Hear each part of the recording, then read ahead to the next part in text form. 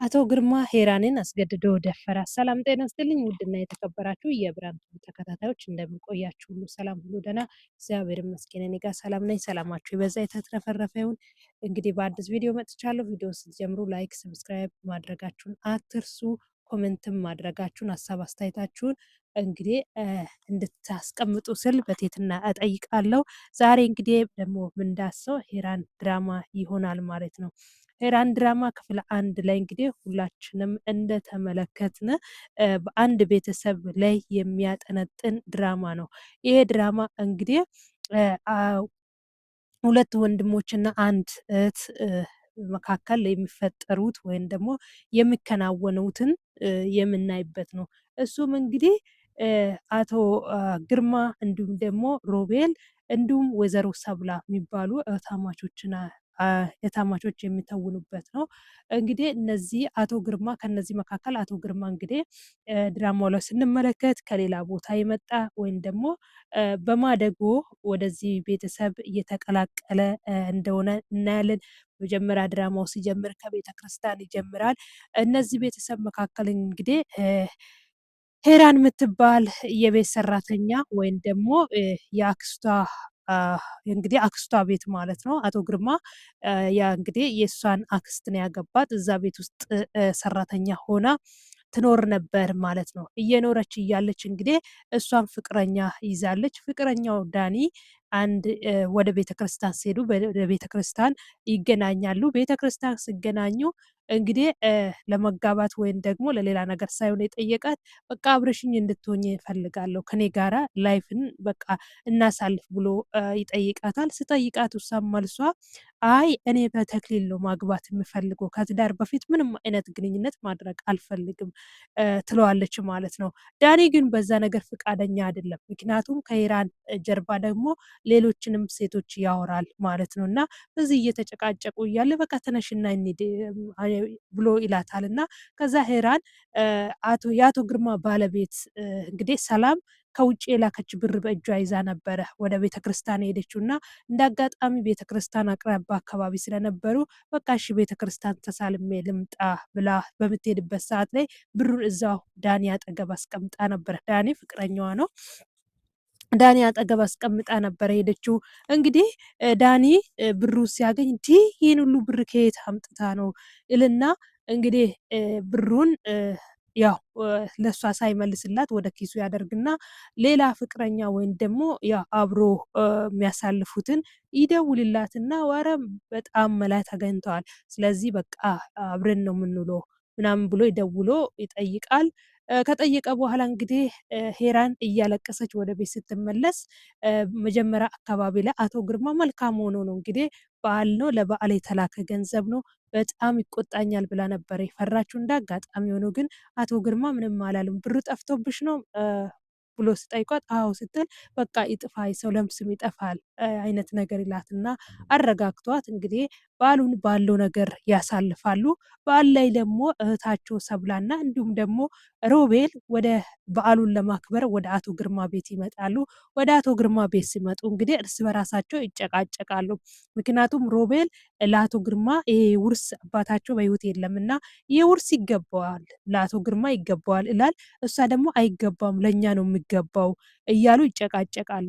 በዛ መካከል እንግዲህ እንድታውቁ የሚፈልገው ነገር የአቶ ግርማ ባለቤት ሄደችው አሁን አቶ ግርማ ያለበት ቤት በኢዳ ስለተያዘ ወደ ውጭ ሀገር ሄዳ አረብ ሀገር ሄዳ እየሰራች እዳውን እየከፈለች ያለችው ለምንድን ነው እንግዲህ በአራጣ ወይንም ደግሞ ባንክ ይዞባቸው ያዘባቸው ገንዘብ አለ።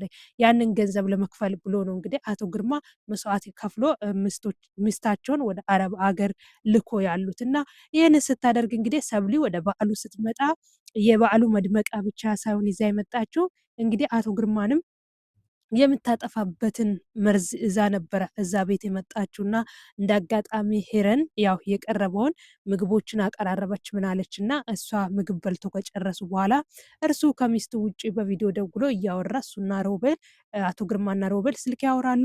ከዛ ሰብሊን ወይዘሮ ሰብላ ደግሞ ወደ ጓዳ ገብታ እንግዲህ ለበዓል የተዘጋጀውን መጠጥ እየመረዘች ነበር። ያንን ስትመርዝ እንግዲህ ሄራን ታያታለች። ስታያት እሷ እጇን ልትታጠብ ወደ ሽንት ቤት አለፍ ስትል ያንን መርዝ እንግዲህ የመረዘችውን ትደፋና ንጹህን ትቀዳለታለች። ከአሁን አሁን ሞተ ብላ ስትጠብቅ አቶ ግርማ ሳይሞት ይቀራል ማለት ነው። እንግዲህ በዓሉ በዚህ ያለፈ። ከዛም በኋላ እንግዲህ መቼም የሰው ልጅ ይሳሳታል እና ወንድ ልጅ ሄረን አንድ ቀን ሰውነቷን ልትታጠብ ወደ ሻወር ቤት እንደ አጋጣሚ እልፍ ስትል አይናቸው ያርፍበታል። የዛን ሰዓት ላይ እንግዲህ እሷ ሻወር በገባችበት ሄረን ይደፍራታል ማለት ነው። አቶ ግርማ ይደፍራታል። ከዛ ይህንን ነገር ሲደፍራት እንግዲህ በጣም ብዙ አላማ አላት። እኔ መርከስ አልፈልግም እያለች እየለመነች ምናምን ነበር። ምክንያቱም እሷ አላማዋ በተክሊል በቤተ ክርስቲያን መጋባት ነው የምትፈልገው እና በቃ እንደረከሰች አስባ በጣም ብዙ ነገሮች በጸጸት ነበረች እና በቃ አትንካኝ ብላ ለምና፣ ግን ያው አቶ ግርማ ሄራንን ይደፍራታል ማለት ነው።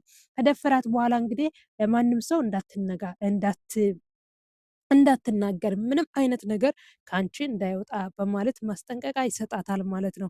ይህንን ማስጠንቀቂያ እንግዲህ እሷም እንትም ተቀብላ እየኖረች እያለች እንግዲህ ሁል ጊዜ ጸጸት አለ፣ የምታስባቸው ሀሳቦች አለ፣ ብዙ ነገሮች በውስጧ ስላሉ ይመላለሱባታል። ሄራን አእምሯ እረፍት አጣ ማለት ነው።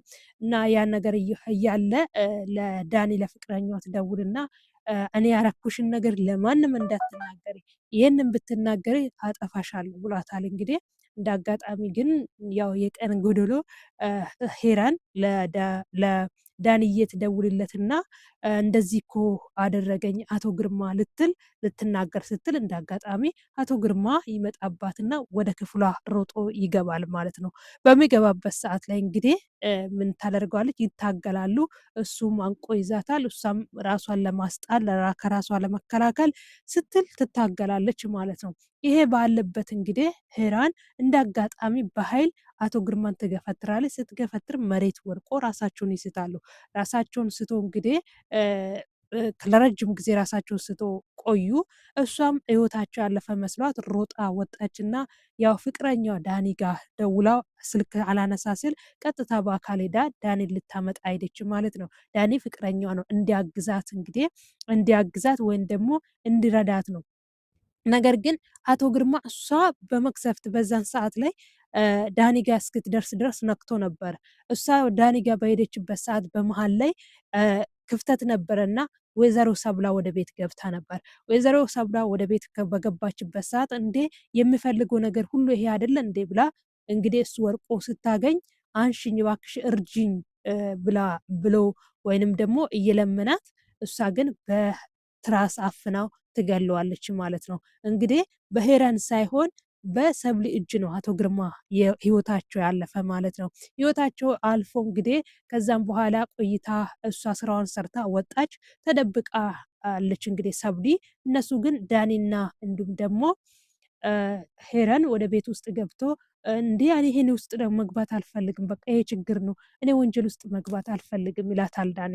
አረን በዚህ ውስጥ ሆኜ እንዴት ትተኸኝ ትሄዳለህ? ወድሻለሁ ትለኝ የለ እንዴ ብላ በጣም ስታሳዝነው በቃ እሺ አግዝሻለሁ ይላታል ማለት ነው። ይህንን ብሎ እንግዲህ እነሱ ለማንሳት እያነሱ እያለ እንግዲህ እንዳልኳችሁ ሰብሊ እዛው አካባቢ ነች። ምክንያቱም ያው መረጃውን ከራሷ ወደ ሌሎች ሰዎች ማዞር ስለምትፈልግ ከአካባቢው አራቀችም ነበር ማለት ነው። አራቀችም፣ እዛው ነበረች ሰብሊ ማለት ነው። ከዛም በኋላ እንግዲህ እነሱ በአንሶላ ጠቅልሎ አስተካክሎ እያለ ሰው በር ያንኳኳል። በሩን ከፍታ አቶ ግርማ የለም ብላ በር ዘግታ ወደ ውስጥ ትገባለች። ወደ ውስጥ ከገባች በኋላ እንግዲህ ሬሳውን ጠቅልሎ ከቤት ወደ ውጪ ለማውጣት እያሉ ወይዘሮ ሰብላ ጨለማ ውስጥ ቆማ ካሜራ ትቀዳቸዋለች ማለት ነው። ይሄ ማለት እንግዲህ እሷ ከወንጀሉ ነፃ እንደሆነች እና ሄረን ግን አቶ ግርማን እንደገደለች ለማሳሰብ እንግዲህ ቪዲዮ እየቀዳች እያለ ክፍል 1 ያልቃል ማለት ነው። እንግዲህ ቀጣዩ ክፍል ላይ የአቶ ግርማ ገዳይ ይጋለጥ ይሆን ወይ? በጣም አጓጊ ነው። እንደሚመስለኝ ከሆነ እንግዲህ የእጅ አሻራና የሞቱበት እንትኖች ስለሚወጡ አቶ ግርማ የተገደሉበትን ምክንያት እንግዲህ የሚታወቅ ይሆናል። ከዚህ በኋላ የሰብሊና ሄለን እንግዲህ እጣ ፈንታ እንዴት ይሆናል? እንግዲህ ሄለን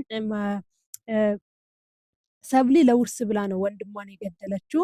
ይሄ እንግዲህ ወንድሟ እንደተገደለ ሮቤል አልሰማም። እንደገና የአቶ ግርማ ባለቤት ውጭ ሀገር ያለችው ባላ እንደተገደለ አልሰማችም። እንግዲህ ምስጢሩ በሰብሊና በዳኒ በሄሬን መካከል ነው ያለ ማለት ነው። ውዶች ቀጣይ ደግሞ በሌላኛው ክፍለ ጊዜ ጠብቃችኋለሁ። እስከዛ ግን ባላችሁበት ሰላማችሁ ይብዛ። ቤቴን ሰብስክራይብ ማድረጋችሁን አትርሱ ሁላችሁም ማለት ነው እና ሀሳብ አስተያየታችሁን